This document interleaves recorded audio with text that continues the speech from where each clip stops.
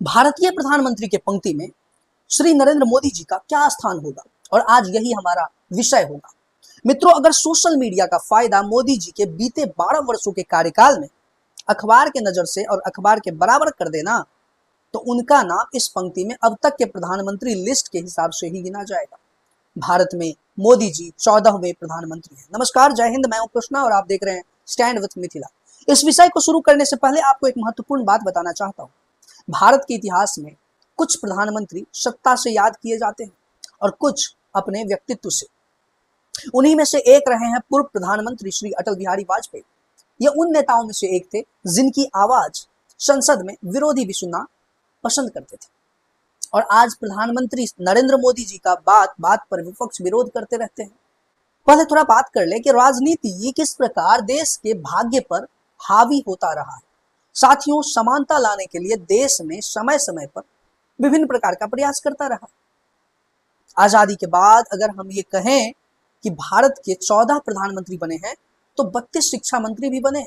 लेकिन ये सिस्टम है साहब, ये सिस्टम ऐसा है, और ऐसा सिस्टम कि 80 वर्ष बाद भी सरकार समानता लाने में नाकामयाब रही। या यूं कहें कि सरकार को अब भी लगता ही नहीं है कि आने वाले अगले 25-50 साल समानता आएगी भी। खैर, अब सूरत हाल क्या कहूं और किससे कहूं।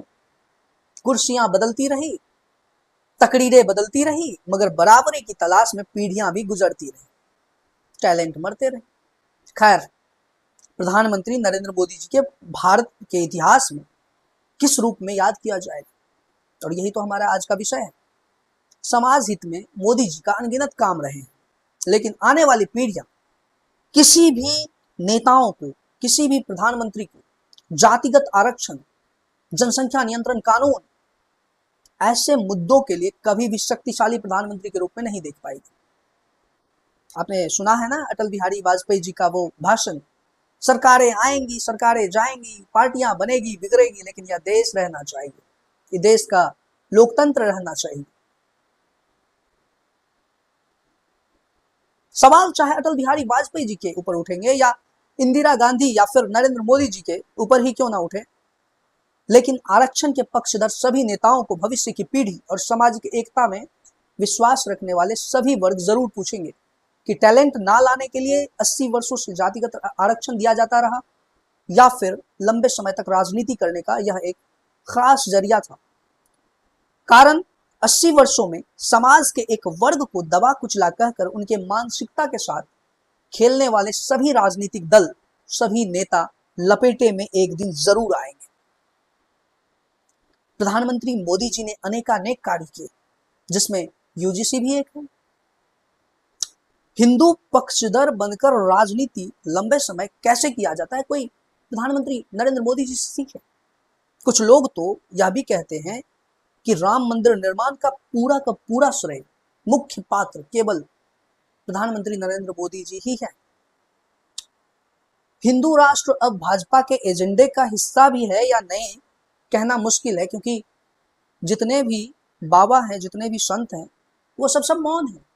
और मोहन भागवत जी के हिसाब से हिंदू राष्ट्र का अर्थ प्रत्येक दिन बदलता रहता है। चुनाव के समय में हिंदू मुस्लिम वाला खेल अलग ही लेवल पर चला जाता है। इस देश में आरक्षण और जनसंख्या नियंत्रण कानून जैसी विषयों पर जब तक कोई नेता खुलकर नहीं बोलते हैं, तब तक उन्हें नंबर 1 कहना असंभव ही नहीं, नामुमकिन है।